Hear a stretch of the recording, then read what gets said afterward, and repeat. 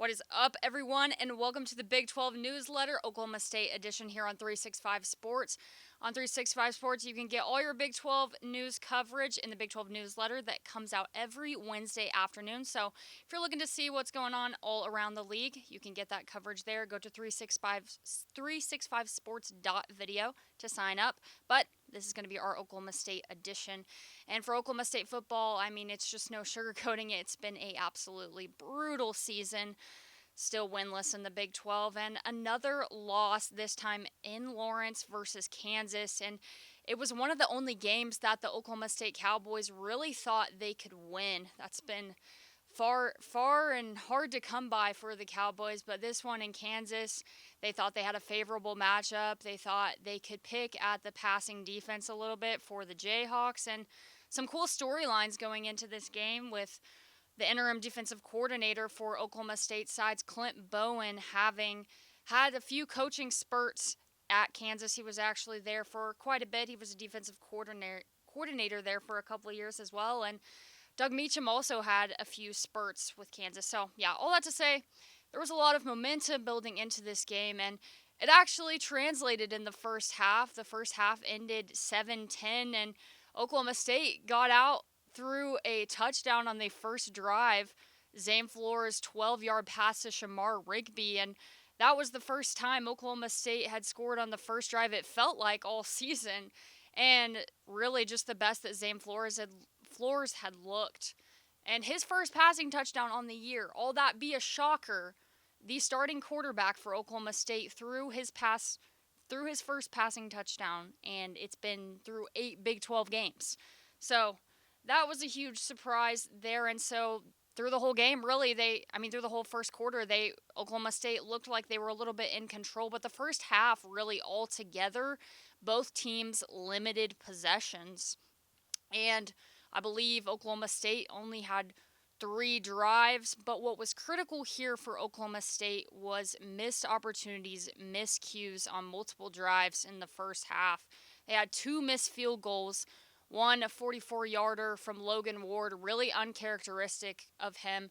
And then the other miss was a 19-yard missed field goal that was actually blocked and would have given Oklahoma State the lead.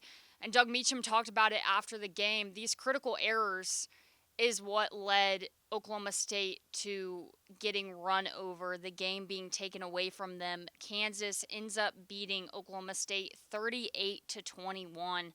And although Oklahoma State had a few spurts of offense in the second half, Kansas ended up scoring on every single drive other than their last drive where they were kneeling it out, obviously. But Oklahoma State defense, still their problem is that they are not able to stop anyone through the air or on the ground. They have been able to stop they had a little bit of momentum stopping people on the ground versus Texas Tech in the game prior. But for this game, it was 232 yards on the ground for Kansas, 342 yards total. So just those critical errors, those blocked field goals. Then they had an illegal motion call, actually. Quentin Stewart is lining up, and Sam Jackson is coming on the end around for a jet sweep. And you can't have another guy motioning at the same time Sam Jackson is coming around. Quentin Stewart moves, and Oklahoma State's called for the illegal shift, which wipes away a huge play for Sam Jackson. I believe it was a 16-yard first down, an opportunity where Oklahoma State could have capitalized, could have scored, and put them up. But just, again, critical mistakes. With this squad, the type of team that they have, a type of team that's depleted, a type of team that's seen people gone to the transfer portal, seen just people struggle with keeping their spirits up. You have to capitalize on every single moment that you can get, and if you shoot yourself in the foot with penalties, you absolutely are not going to beat a team, even if it's a team in Kansas that you thought you had a little bit better of a chance coming into it. But bright spots for the Pokes, Zane Flores, great game, efficient game, and I've talked a couple times with former Oklahoma State Cowboy tight end Josh Ford, who's now in the portal, and he talked really highly of Flores in preseason, and everyone was saying that accuracy was what Flores had, and that's what they were all really excited to see this is the first game Oklahoma State fans have seen flashes of that from Flores and his accuracy. 22 of 28, 235 yards, 2 touchdowns through the air. Like I said, those his first passing touchdowns as a college quarterback. And really through the first half, 13 of 14. So just super accurate. And I think that's one bright spot Oklahoma State can take away from this. And really hopefully something that Zane can just take away, that maybe even if he's looking to ends up at a different school next year, that he now has some film on tape that he can be an accurate passer, and that's what he was advertised to be. And it's possible. We've seen it now be possible. But again, defense couldn't back it up. Run defense struggled again. KU scoring on every drive, so you can't rely all on Zane Flores to put all the production up for you if you let the team score on you every time. And then really just on offense, although Zane had a great game through the air on the ground, which has been Oklahoma State's strength with redshirt freshman Rodney Fields. He's really been the lead back for these guys, and that's what they've leaned on is the running game. And then your big guy, your big bruiser back, Trent Howland. There's just been such a weird situation going on here with Howland where he seems to be the best, to a lot of folks, the best back on the team and in that position group, but keeps getting limited snaps. And then we'll see him break out for a really big play, some of it getting called back, and then just kind of questioning, okay, why is he not out there in more two-back sets with Rodney Fields, or why are we not leaning on him more? So I believe Howland ended up finishing with 4 carries for 4 yards. Obviously, not a good percentage there, not capitalizing on the carries that he did get. But why? I mean, in my opinion, Oklahoma State could have handed them the ball a couple more times and really try to just lean on their running game, which is what they've done in the past. But really, it was the passing game. This time, Terrell Davis, UCO transfer, had his best day, 5 catches, 78 yards. That's a FBS record for him. And then Gavin Freeman, the Pokes leading receiver, 78 yards, which is a career high for them, and then a touchdown.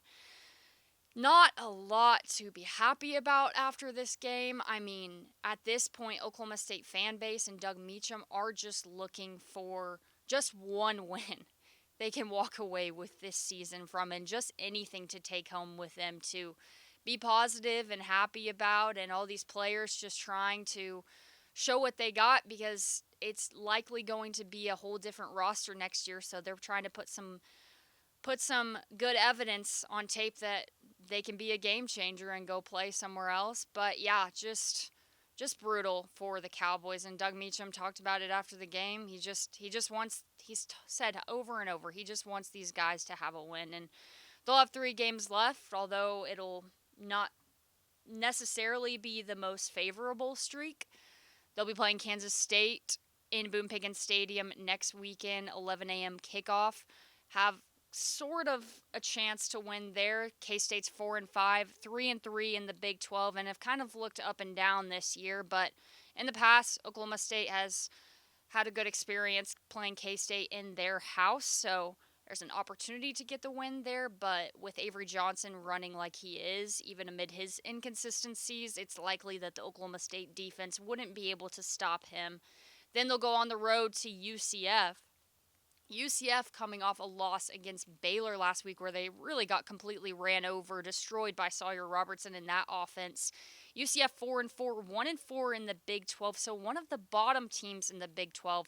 So looks like a good matchup for Oklahoma State, but in recent years, and especially when UCF has been in the Big 12, UCF and Oklahoma State have been oil and water for, at least for Oklahoma State. They've really struggled to contain UCF in past games, and you can go look that up.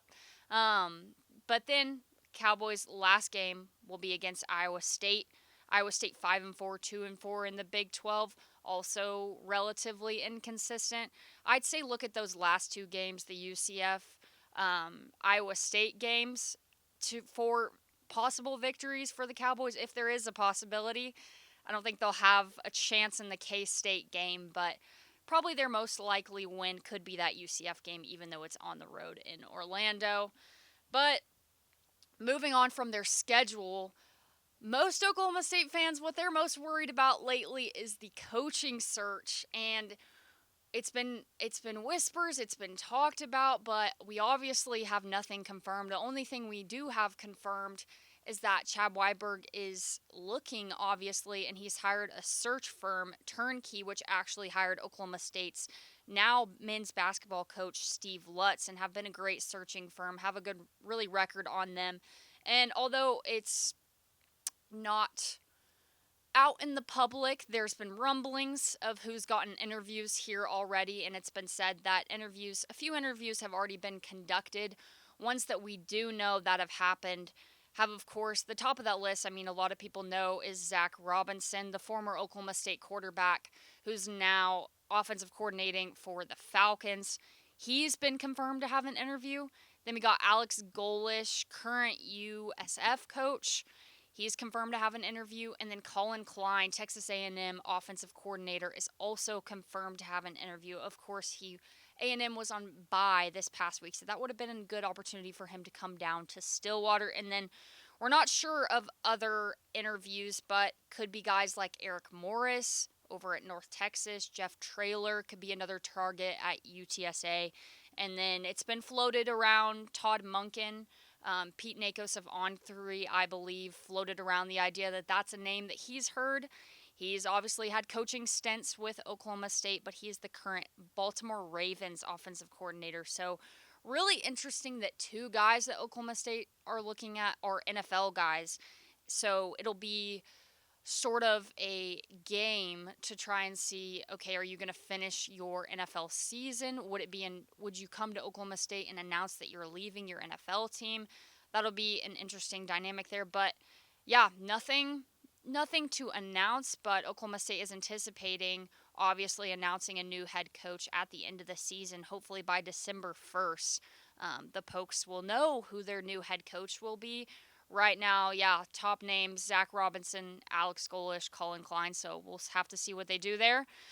Moving over to something that isn't football and maybe something that is a little bit more lighthearted, it's crossover season, so basketball is happening in Gallagher Iba for OSU, and both the women's have officially tipped off. The men's will tip off tonight, but just wanted to highlight both of those teams. OSU women's basketball, coming off a great season last year, enters the AP poll at number 22.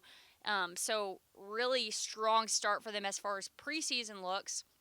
Last night they played their first game, their season opener versus New Orleans. I was actually there in-game hosting. It was a blast. Really wanted to be on the sidelines. They had 6 players in double digits, and then they have 3 more games this week. So it's really going to be a gauntlet for OSU women's basketball, but huge win there, 109-48, and they will continue for the rest of the week. And then over to the men, they are opening up their season tonight at 7.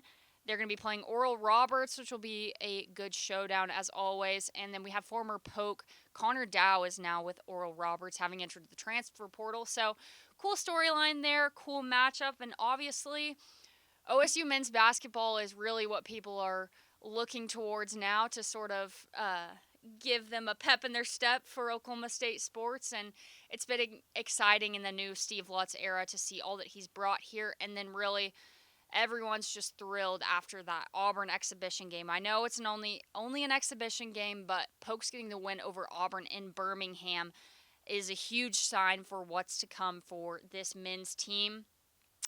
Last thing I want to hit on here, move away from football, move away from basketball. You may not have known, but the Big 12 championships for cross country for men's and women's took place in Lawrence, Kansas over this past weekend. And Oklahoma State Cowboys are Big 12 champs. That's not something they can say in every sport, but for men's cross country, they took home the win, and it was absolutely dominant.